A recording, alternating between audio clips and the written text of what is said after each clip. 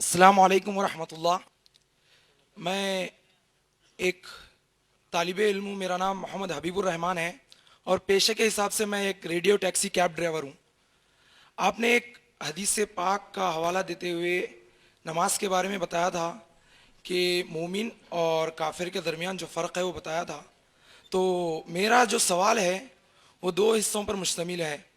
پہلا تو یہ کہ صحابہ اکرام جو تھے صلاۃ النبی صلی اللہ علیہ وسلم امام الانبیاء کی صلاۃ دیکھ کر ادا کرتے تھے. تو آج ہماری امت کوئی صلاۃ الحنفی، کوئی صلاۃ الشافعی یا مالکی یا حنبلی پڑھتے ہیں.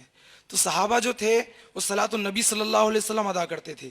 اور کیا صحابہ آپ صلی اللہ علیہ وسلم کے پردہ فرمانے کے بعد بھی رفعت کیا کرتے تھے یا نہیں؟ بھائی نے سوال کیا ہے، اگر اس کو بنیادی حصے میں لے لیا جائے تو نبی اکرم صلی اللہ علیہ وسلم کی نماز کا طریقہ کار کیا تھا؟ یہ مختصر سا سوال ہے بھائی کا. دیکھیے، آج ہمارے درمیان جو حنفی، شافعی، مالکی یا حنبلی کے جھگڑے ہیں، یہ جھگڑے نبی اکرم صلی اللہ علیہ وسلم کے زمانے میں کبھی بھی نہیں تھے. اس کی وجہ ابو حنیفہ، امام شافعی، امام مالک، امام حنبل، یہ چاروں بھی اس زمانے میں پیدا ہی نہیں ہوئے تھے. یہ صحابہ، نبی صلی اللہ علیہ وسلم کے صحابہ کے بعد کے دور کے لوگ ہیں. ابو حنیفہ کی پیدائش کی جگہ کوفہ ہے، عراق کی.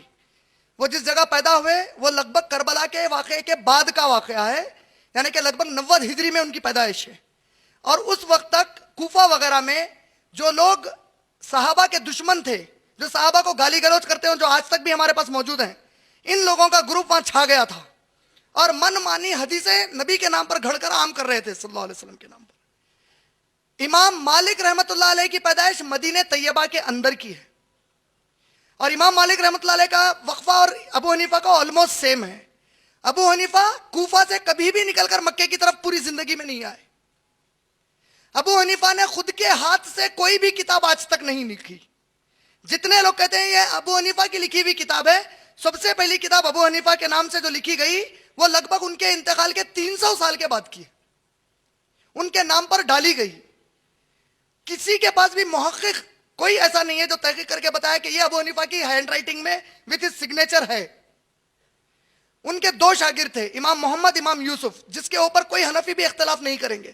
اس میں سے ایک شاگرد مانتے تھے کہ ابو حنیفہ نے رفع دین کیا، ایک مانتے تھے کہ نہیں کیا. یعنی ایک ہی کلاس میں بیٹھنے والے دو شاگرد، ایک کہہ رہے ہیں کرے، ایک کہہ رہے ہیں نہیں کرے.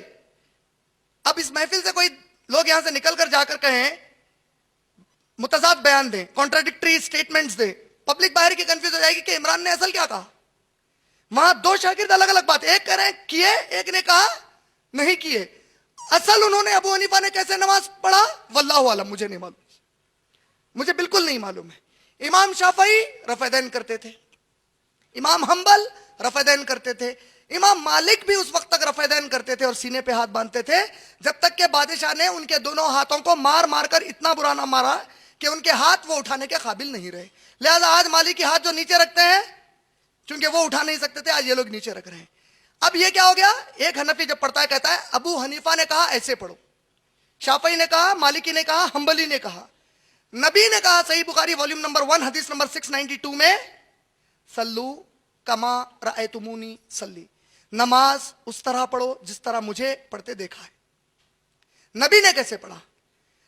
پورے جتنے بھی خلفائے راشدین تھے ان کی نماز کی جتنی بھی دلائل آتی ہیں وہ پوری سینے پر ہاتھ اور رفع دین کی آتی ہیں. جو لوگ یہ کہتے ہیں کہ رفع دین بت اس زمانے میں لاتے تھے، جو لوگ کہتے ہیں رفع دین کرنے کے لیے بت بغل میں رکھ کر لاتے تھے، یہ من گھڑت واقعہ ہے، اس کی کوئی دلیل نہیں. اگر میں مان بھی لوں تھوڑی دیر کے لیے ہو بت رکھ کر آتے تھے تو بیوقوف کو اتنی بات سمجھ میں نہیں آ رہی، پہلی رکعت کے وقت بھی اللہ اکبر بولے تو بت گر جاتے، بار بار کی ضرورت ہی نہیں ہو. ابو بکرہ رضی اللہ تعالی عنہ ایک صحابی تھے، انہوں نے فرمایا، بحیقی میں روایت ہے، میں نے نبی اکرم صلی اللہ علیہ وسلم کو بغیر رفع دین کے نماز پڑھتے کبھی بھی نہیں دیکھا یہاں تک کہ وہ اللہ سے جا ملے. اب جو جھگڑا ہے، چلیے میں اگر کوئی اچھے حنفی عالم کے ساتھ بیٹھ جاؤں اور ان سے میں پوچھوں کیا رفع دین کرنا بھی سنت ہے کہ نہیں ہے، تو کیا کہیں گے، ہے کہ نہیں ہے؟ ہے کہیں گے. اللہ کی قسم ہے، مجھے کسی کے کہنے کی ضرورت نہیں ہے. اگر رفع یدین کرنا بھی سنت ہے اور میں زندگی بھر وہ سنت پکڑ لوں, میرا رب مجھے نبی کی سنت پر چلنے کی وجہ سے جہنم میں نہیں ڈالے گا. لیکن اگر رفع یدین نہیں کرنا یہ سنت نہیں ہے نبی کی, میں نے زندگی بھر رفع یدین نہیں کیا, میرے جہنم میں جانے کے پورے امکانات بن گئے. اور ابو حنیفہ قیامت میں بری ہو کر کہیں گے, اے اللہ ان سے خود پوچھئے. یہ لوگ میرے نام پر ڈال کر کہہ رہے تھے مسجدوں میں اپنے کہ ابو حنیفہ نے کہا ہے اگر کبھی میری کوئی بات ٹکرائے قرآن حدیث سے میری بات چھوڑ دو, نبی کی بات لے لو. اللہ کی قسم اسی لیے تو وہ امام ہے. اگر وہ یہ کہتے کہ نبی کی بات چھوڑ دو مجھے لے لو, کوئی بول سکتا نعوذ باللہ؟ اچھا میں ہمارے حنفی بھائیوں سے پوچھتا ہوں, بھائی جب رفع یدین آپ مانتے ہیں کہ سنت ہے تو زندگی میں ایک آدھ بار تو رفع یدین کی سنت ادا کر لو. سنت چھوڑ دیا زندگی بھر نبی کی. سبحان اللہ. اگر سنت ہے تو سنت پہ عمل کرنا چاہیے. کوئی قرآن یا حدیث کی دلیل سے بتاؤ جس نے نبی کی کسی, ارے صحابہ تو کیسے تھے.